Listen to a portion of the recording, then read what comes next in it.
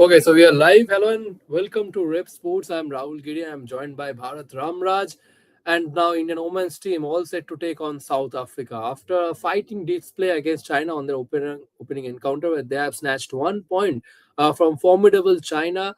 Now they are up against South Africa, one of the dominant side in African hockey. But when it comes to world hockey, they are relatively lesser experienced or weaker side, compared to Indian women's team. uh, all the articles, all the match preview are saying that India should win against South Africa. But Bharat, what's your thoughts? What should be the utmost priority of Indian women's team against South Africa today? Yeah, it is a decent team, but still you expect India to come out on top. Just bring out your A game, just be ruthless. Try to win by a decent margin. Don't miss out on chances. India's midfield was quite good, I guess, against China. Someone like someone like Neha, perhaps missed out her name when we were talking about the key players in that India-China game. She was good. So there were some decent positives. Obviously, Navneet we already talked about. So yeah, India played well against China, but they just need to be a little more ruthless against a team like South Africa. I'm not saying South Africa are bad. Obviously, they have some maybe a couple of decent players, Hannah Pierce or maybe someone like Stefani Bota, two, three decent players they have. But still, India should win this game. Yes, sometimes it can go against you when you expect a team to win. You end up taking too much pressure, and you might come out on the losing side. It happened to the Indian women's team only a couple of years ago in that Olympic qualifiers after putting up a good fight against Germany. They were expected to beat Japan, but they went down to Japan 0-1. Maybe they took too much pressure, so they just have to play with a clear mindset, clarity of thoughts, and if they bring out their A game, or even if they bring out a game that is somewhere near their best, we expect India to kind of come out on top in this match. Absolutely, no doubt about that, Bharat. I mean, the way India played against China, obviously there are few areas where India need to address, but overall against China, that was actually a positive start. Despite India getting just only 1 point from that game, that was a positive start because the big thing that we have noticed in India's defensive structure, how composed they were in defense against a heavyweight team like China. China kept on pressurizing for more goals towards the last 2 quarters, but the way Indian defense actually stood firm against China, that's the biggest positive from the game against China. Today against South Africa, won't be playing like China. They won't be pressurizing India. Maybe we might expect South Africa to sit deep in their own half. Maybe India will get a lot of space, lot of chances. So India need to capitalize on those chances. Remember one thing: not only 3 point, India should also win by bigger margin as well, because that will help Indian women's team if they qualify for the second group stage. If they want to keep their hope alive for the semi-final, then the goal difference will also might help the Indian women's team in the later stage of the tournament. But another interesting thing, Pool D becomes more interesting with the another game that is going on right now is China versus England. China is 3-0 up against England, which means China is winning that game. So with that, China will be at 4 points and will be topping the group. If India can beat South Africa by bigger goal margin, so that will help India to again go back to the top of the table. So that means the last encounter where India will face England, there England will go all guns blazing, to keep their hopes alive for the later stage of the tournament. But Bharat, what about the areas where India needs some improvement at the South Africa game? Because after the South Africa, it comes England, which will be a tough task for our women's team. So, which are the areas do you think you have noticed that need some improvement? Yeah, I guess just like the men's team, they be a little more ruthless. They played well. Yes, they played well against China, but somewhere again in third quarter, maybe right at the end, in the fourth quarter, India were not at their best. It's about maintaining your intensity levels.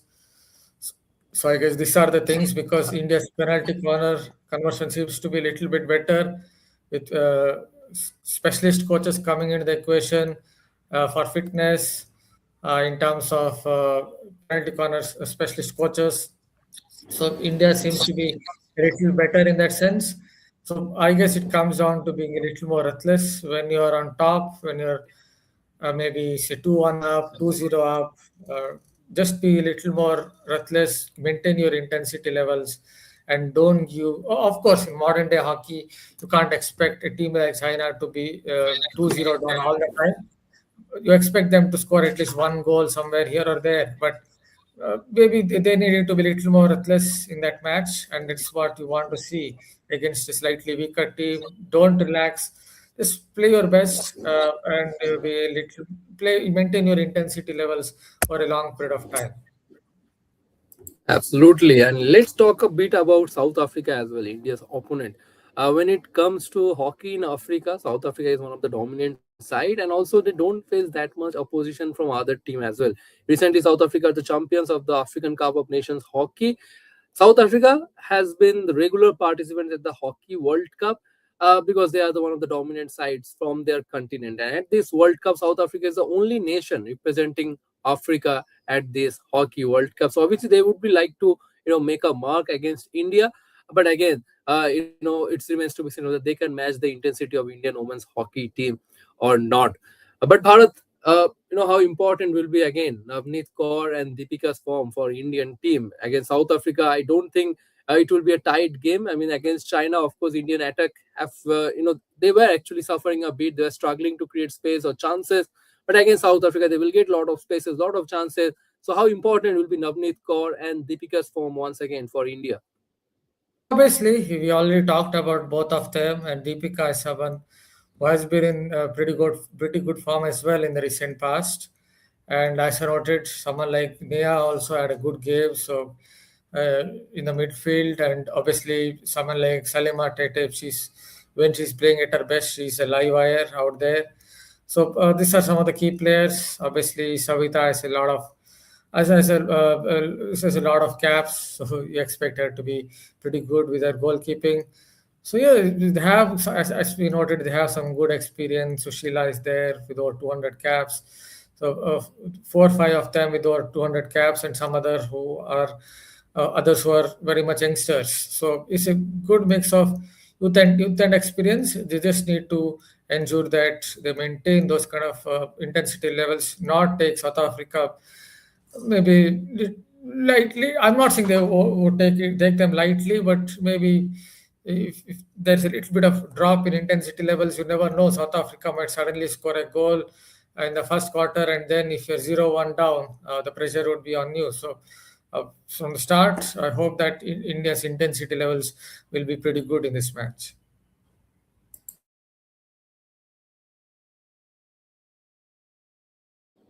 Sorry for being unmute.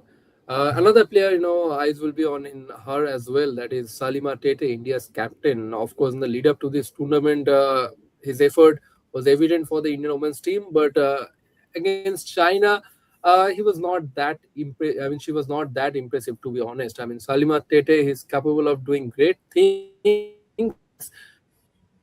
But against China, he was struggling a bit. But today against South Africa, I think Salima will get a lot of space. He can control the midfield really well. I think this is one game that Salima should focus, to get back her rhythm. Because Salima getting her form back, it augurs well actually for India going into the deeper stage of this tournament. But Bharat, if we keep an eye on the other game score, that is where actually China trailing 3-0. Now, can you realistically dream of about qualifying for the second group stage? What's your thoughts? Can I say again the score line? Because I just didn't hear that I particular mean, score line. China is leading. China is leading Oh, three yeah, yeah, nil. China is leading. Yeah, yeah, yeah. That's what I first heard. Then I suddenly got confused whether it is England leading because I expect China to lead this particular match. So yeah, it's a good result for the Indian team, considering that uh, they will have a little bit of an advantage because they drew against China, and then if they're going to beat South Africa by a good margin, by comfortable margin, maybe 2-0 or on those lines, then the pressure will be right down to England to do something in their last group, something really big in the last group game. And what what could happen is when you're going all out against an opponent, your defensive structure might be a little. What can you say? There could be a few holes. And you might get a few goals away as well. So that is why the pressure will be big on England.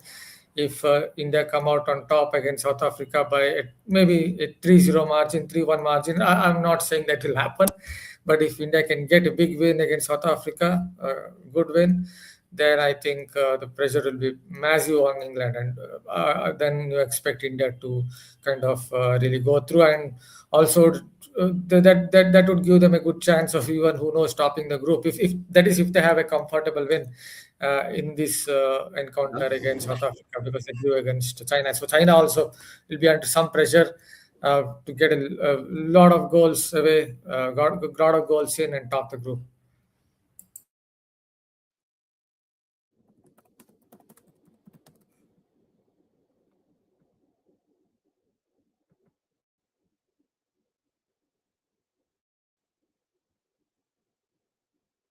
Bharat, I think you are mute. No, no, I think ended my conversation. I just ended my side of what I wanted to I say. So think if there you was a want bit of to, network issue. That's why I yeah, missed you. yeah, There's a bit yeah. of network issue. Anyway, That's why I anyway, missed you. if But you want to yeah, add a little more I got about your South point. Africa, if you want to add a little more about the South Sorry? African team, if you want to add a little more on the South African team, if you have Yes. seen something about the South African side in the recent past, a little more about the opponent as well. Yeah, absolutely. I think South Africa's best finish at the Hockey World Cup, I think it was seventh, and that also came, several years ago. Uh, as I've already mentioned, that they have been regular participants at the Hockey World Cup because in the African nation, in African continent actually, South Africa is one of the dominant side, and they, when it comes to African hockey, South Africa actually dominates. Teams like Egypt or Ghana or other teams, because hockey is still not that popular in Africa. If you see, South Africa is the only nation who have developed this game, who have really developed the infrastructure and facilities at this game. So that's why South Africa participates regularly at the Hockey World Cup. And to be honest, obviously, it's not going to be a cakewalk. India will have to put on effort to win against South Africa. But suppose if India can score one goal at least in the first quarter, then India should capitalize on it. They should keep pressurizing on the South Africa so that they can get more goals. As I've already mentioned, that goal margin will be crucial for South Africa, going to the second group stage. As both Bharat and I have just discussed, that now India can realistically dream about qualifying for the second group stage, because before this Hockey World Cup, the picture was totally different. We all thought England and China are the favorite, top two teams to qualify for the second group stage. But the draw for India against China, now it's kind of a blessing in disguise, to be honest. Now India can realistically dream about going into the second group stage, as now is China, England actually trailing by 3 goals, which means in the last game, suppose England can pull out a draw. I mean, India can pull off a draw against England, then the job will be done for Indian women's team. So that would be actually incredible result, to be honest, for the women's hockey team, because after finishing fourth in Tokyo, the way they have struggled in the last few years, now Sword Marine back in charge, that will be an incredible result, to be honest, for Indian women's hockey team. But Bharat, recently we have noticed for both men's and women's team, the goalkeepers, the way they are rotating their goalkeepers. I mean, men's team as well, we have seen Mohit and Suraj Karkera. They are getting game time in all the 4 quarters. Then for women's team as well, it has been same. Sabita Punia being replaced by Pichu Dev in the last few quarters. Your thoughts on this? Do you think it's working perfectly for the team, or somewhere do you think it might also lose confidence for the goalkeepers? It might distract them a bit. Your thoughts on this? Yeah, I'm not very sure what exactly is the thought process. Maybe the thought process is to give both of them or two, three players, what can I say, a little bit of, if they kind of adjust to the conditions, for them to be in good form. Because what might happen is, if a particular player doesn't play for 2, 3 games, then he or she might get rusty. That could happen. So that could be the thought process, but still they have to get the balance right. If they keep making too many changes in a particular match, maybe 2, 3 times change a goalkeeper, then it could hurt teams.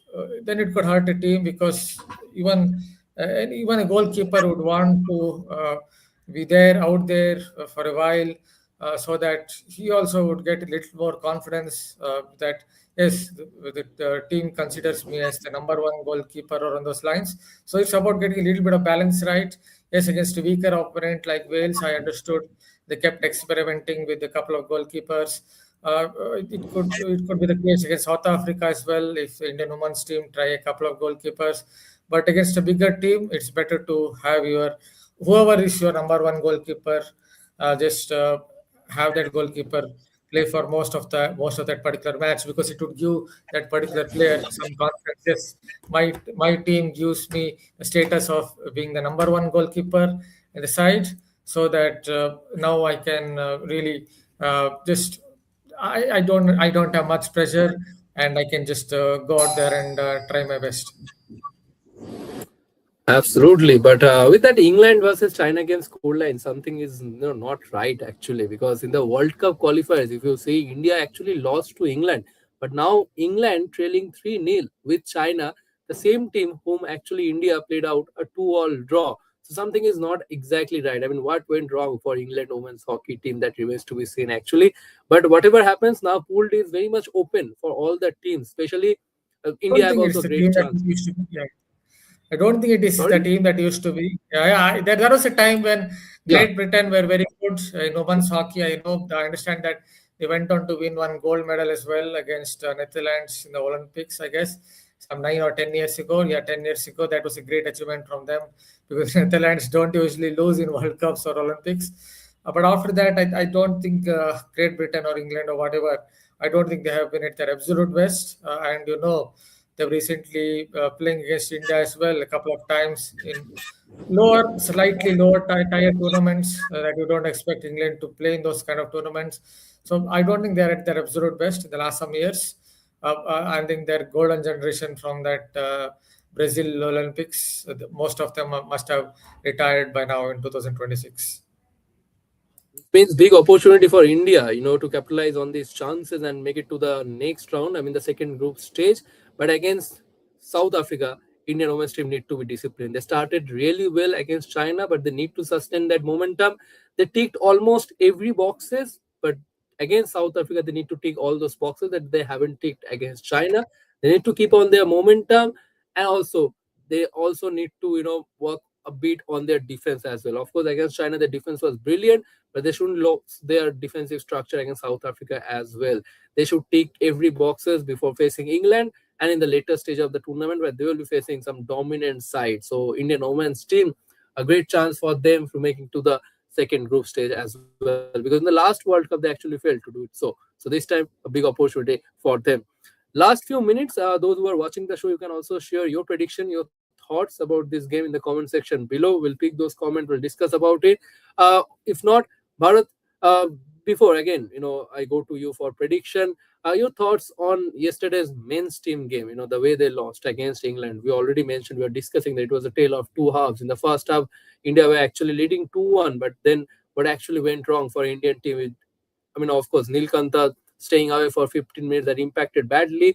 But still, do you think against Pakistan, of course, India will make a comeback because we see chances against them. But still, at the later stage of the tournament, again, some difficult, challenging waiting for this. What's your thoughts? What's your expectation from this team? Can they really bounce back stronger? See, it's difficult to say. Maybe a little bit. It could come down to the fact that India were too much into their own half after the half time. That could have gone against them. Maybe if they had continued with their little bit of what can I say, fluid passes, and then if they had done little more of circle penetration, they might have got one more goal. They might have been 3-1 from there. England would have been in a lot of bother, but they went into their own half. Uh, Playing quite low, and they tried with their defensive structure. Uh, I don't think they played that attacking kind of game that we wanted to see.